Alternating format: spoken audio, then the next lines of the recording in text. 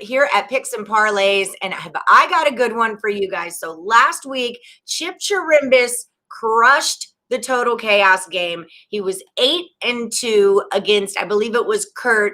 And before that, in college football, you were 6-2. You are just crushing Total Chaos, Chip. We might have to name it like Total Chip. That wouldn't be bad at all, I guess. But, I always say, what do I know about hockey when it comes to the totals? Because I post so few of them, and I'm going to have to start looking more seriously at it after what's happened the last 2 weeks. Yeah, hey, totals are not easy, no matter what sport it is. That's why nobody does shows on them, except for us crazy people, right? So here to compete against you today, we have got Nick Parsons all the way from the Insiders Room. How's it going, Nick? It is going fantastic, and we'll do my best here to unseat Chip. I guess we only have 1 week left in the regular season to go in the NFL anyways. Yep, that's just it. But don't forget, we've got college basketball, Total Chaos. We're going to have NBA coming, NHL's coming. So Total Chaos is a year-round game that we're going to play, guys. And I think it's kind of funny. You're both big handicappers over at picksandparlays.net, and you guys don't really know each other. So Chip, Nick, Chip. Nice to meet you, sir. Good to see you. Good luck. Really. All right. I'd rather be lucky than good in this business. Right. That's just it. Okay. So people at home, like, subscribe, ring the bell for notifications. If you haven't seen the show or played the game before, here's how it works. I'm going to go through every game on the NFL Sunday card. These guys are going to give me 2 or 3 quick points about whether they want to take it over or under. What you want to write down is the consensus picks. When these two agree on something, when our 2 cappers agree on something, it tends to be the most valuable play. So with that being said, are you guys ready to play Total Chaos? Let's kick off. Let's do it. Let's do it. Do it. Okay, so Chip, you're the champ. You're going to go first. I've got the Browns at the Jets, and the number here is 47.5. So what do you got on it? When I first saw this game, Nick, I don't know how your impression was. That I said, well, this is going to be a dead nuts under without question. Then you started looking at it. I said the Jets have the number 2 ranked offense and number 32 ranked offense. How are they going to put any points on the board? They're giving up 393 yards a game. I had really, really convinced myself that I was going to play the under on this. I was going to play the under on this game. But you know what? I think it's going to go over the total. I'm playing Cleveland and the New York Jets to go over. Over 47.5. What do you got, Nick? Well, we're going to go different on this first one. It opened at 44.5. It's since gone up to 47.5. So a lot of people are sort of feeling that same way probably as Chip. But I just think that Cleveland doesn't need to run up the score here. It has an important final game at home against Pittsburgh in the final week there. And so I'm going to go under, just thinking that they're going to try to get the win and not really run up the score, just try to get out of New York without any injuries. And so I'll go under. All right. I like it. An over and an under. And I get what you mean, Nick. Sometimes that number goes up, but then it goes too far up. I think we may have gone too far here, guys. So I'm with you there. All right. Up next, we have the Bears at the Jaguars. The number here is 47. Nick, you go first. Bears at Jags. So I would also lean to the under here. The Jags, they come off a 40-14 loss to Baltimore in Baltimore. They didn't put up much of a fight there. I don't think they're going to. I think they're just going to simply go through the motions here. Chicago is coming off of a high-scoring win over Minnesota. That was a crucial victory, and so it's still mathematically in this. It needs a victory here. But yeah, I just think that Jacksonville's going to have a hard time putting up points. It doesn't have a lot of motivation here. And so I'm going to go under again here. All right, Chip, what do you think? I understand that because Jacksonville has such difficulty moving the ball, but they are 32nd, I believe, in the NFL in total defense, getting up 418 yards a game. They've played to the over 4 times after an ATS win, point spread win. They haven't had any straight up wins, so I can't throw that kind of trend at you. They only won the opening week this season. But here's the thing about the Bears. Their last 4 games, scores were 33-27, 36-7, 30-34, and 25-41. they've really got the offense going after such a they were in the doldrums for such a long time, and their defense is just mediocre at best. I think this game goes over the total. They played over 20 out of 27 on the road. I'm playing the Bears and the Jaguars to go over the total. All right, guys, we are disagreeing here. I feel like wheels are going to come out. All right, up next, we're doing our friend Phil says he likes the under in the Bears game. Guys at home, feel free, drop your comments into the box. Let us know what you think about these picks. I'll throw you up on the screen. Good night, Munchie. He likes the Bears and the under as well. Chip, you're a contrarian here, but a lot of times in this business, that's how you make the money, right? I don't have any problems with that. Yeah, exactly. Vegas doesn't make money by paying everybody out. Y'all remember that. All right. So up next, we've got the Falcons. They're at the Chiefs. The number's 53.5. Chip, you go first. Yeah, I can't see it going any other way than over, even though this Atlanta team has been an under team, believe it or not. But excuse me, against winning teams, the last 28 times out the ball, they've gone over 21 out of 28 times.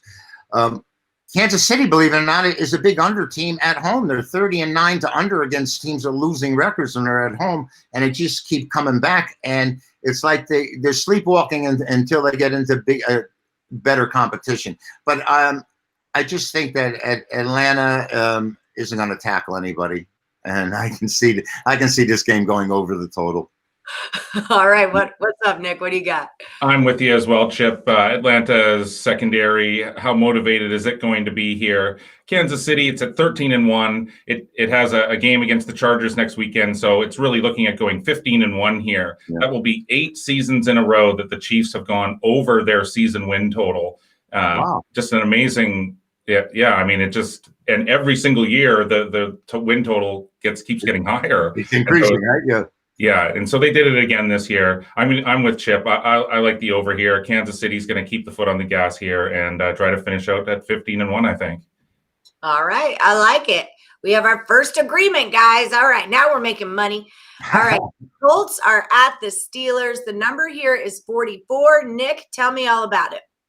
The Steelers, they've lost 4 in a row. They are having difficulty scoring. Their last game there against Cincinnati did go over the total, but anyone who played that over, that was a really lucky one there because Cincinnati kicked a field goal with just a few seconds left on the clock just to push it to the 10-point differential there, and it just went over by a few points.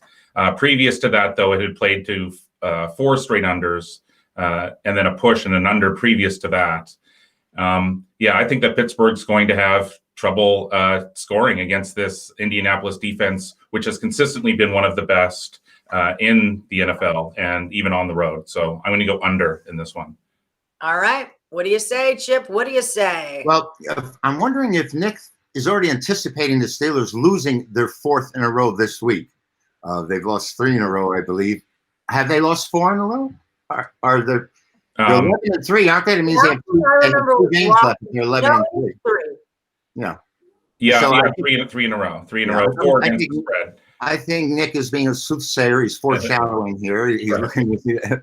But anyway, I have to agree with you, Nick. Do you know that Roethlisberger has completed the same amount of passes as Mahomes, and he has passed for 1,000 less yards?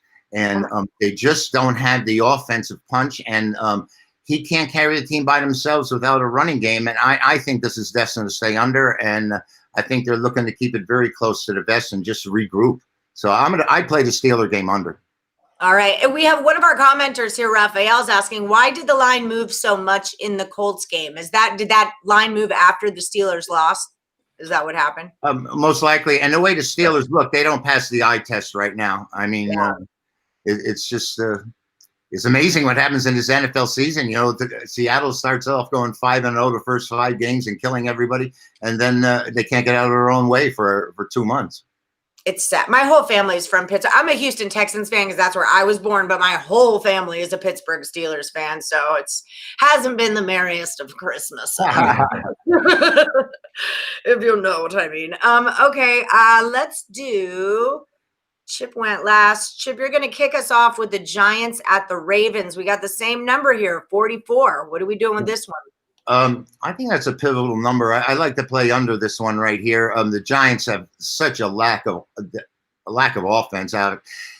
They put Kitchens as their offensive coordinator last week, and they responded with 2 field goals in the entire game. And I don't think there's going to be a whole lot of scoring. The Giants' only chance here is to keep this game under and run the clock out. All right, Nick, what do you say? I'm with you. New York has seen the total go under in 6 straight. Obviously, the last thing that the Giants want to do in this pivotal game, they have to win this game, get outside help to advance. But the last thing they want to do is turn this into a track meet and try to hang with the Ravens. They want to turn this into a chess match and win this with special teams and field position. So I'm with Chip. We're going under in this one for sure. All right, I like it, gentlemen. Munchie's going the other way. He's taking it over.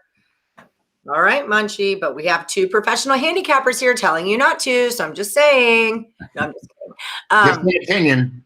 I love Munchie. He's one of the View Crew regulars on the show. All right, so Bengals are at the Texans. The number is 46, and Nick, you're going first, right? Let's do it. Yeah, I mean, these are 2 teams now at this point. They're just playing out the end of their seasons. There's nothing left to play for here. These players are just, playing for positions at this point for next season. Houston's seen the total go under in 3 straight.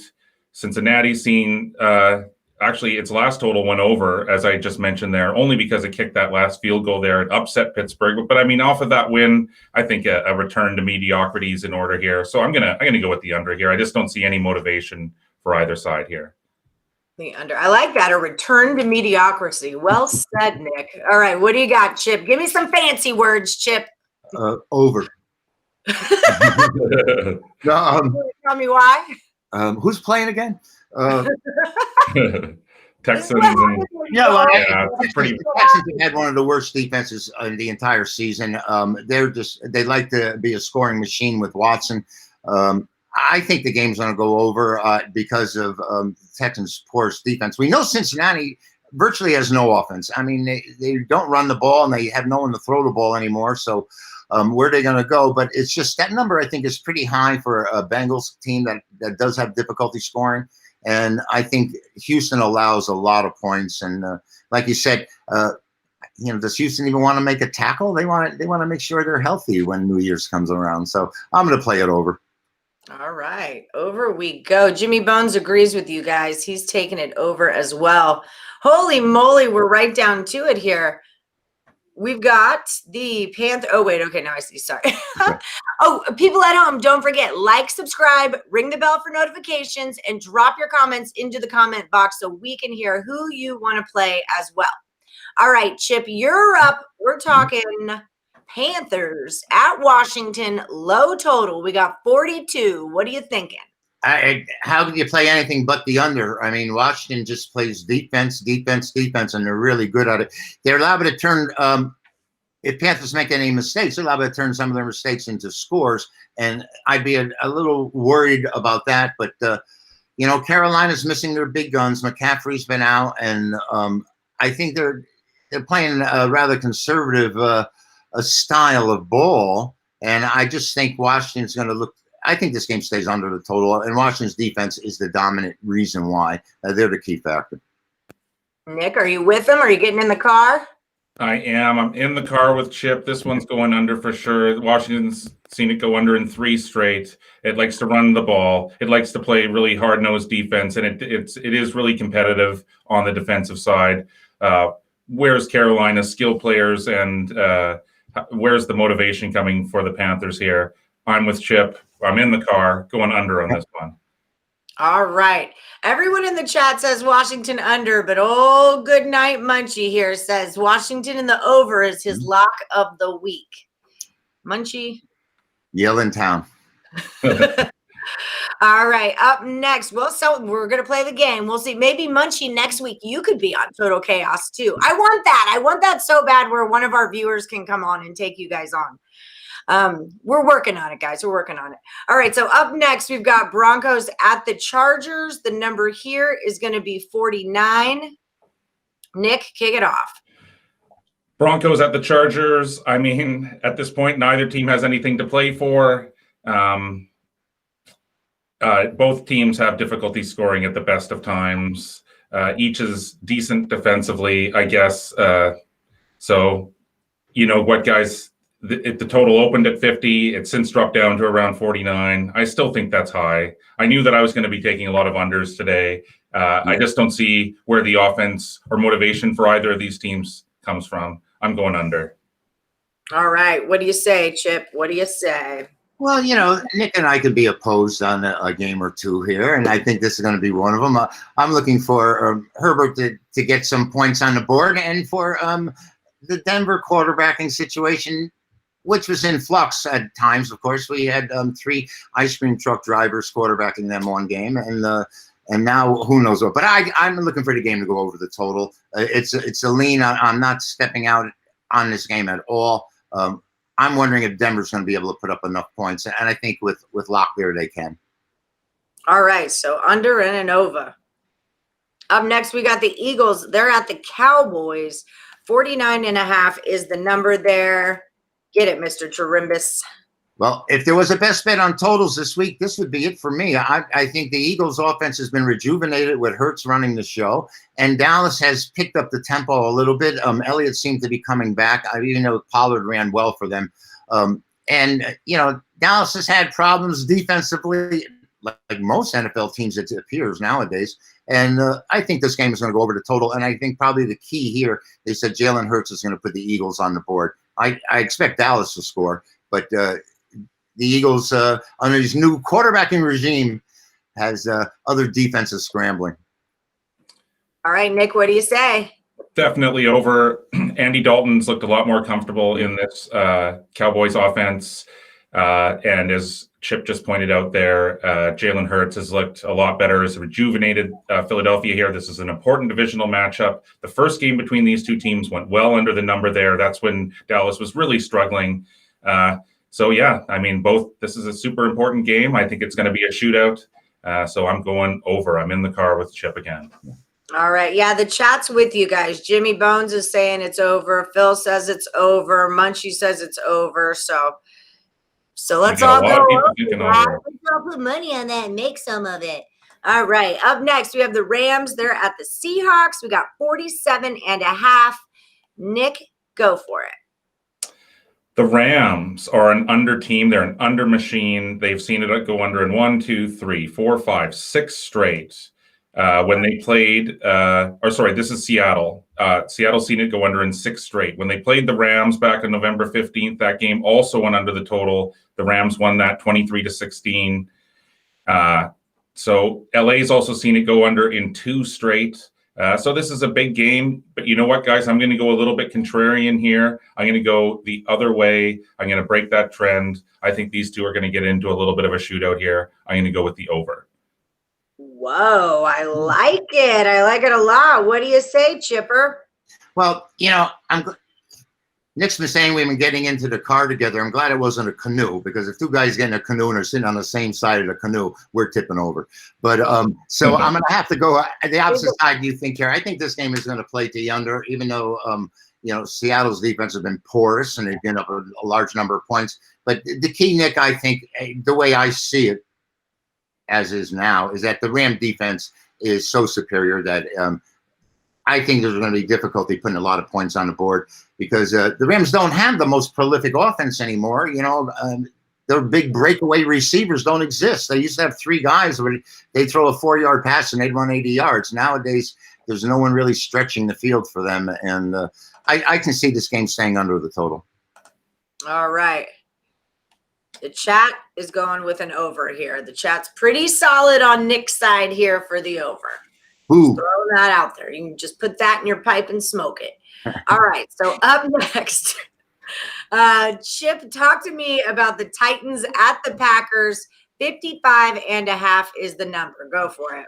I think that's a really high number considering one team's a dominant running game. And I expect this to be an explosion of points. I really do. We know what Aaron Rodgers can do. I mean, he's just who he is. He's a Hall of Famer. And Derrick Henry is certainly on his way to the Hall of Fame. And he may be running through the Packers when they meet. I think this game's over, definitely over because of this total. If they had come out with a total that was 42, I probably would have told you I liked it under.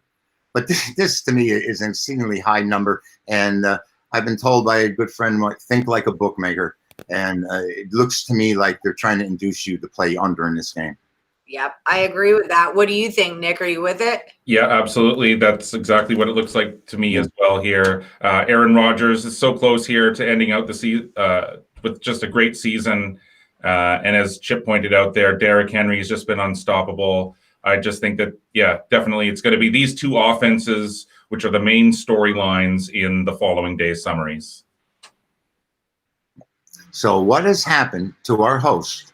I'm here. Here I'm checking on camera to hit the wrong button for a sec. be normal. Looks like you're playing a little shell game there. You know, Just put your finger in front of the camera. Oh, yeah. There we go.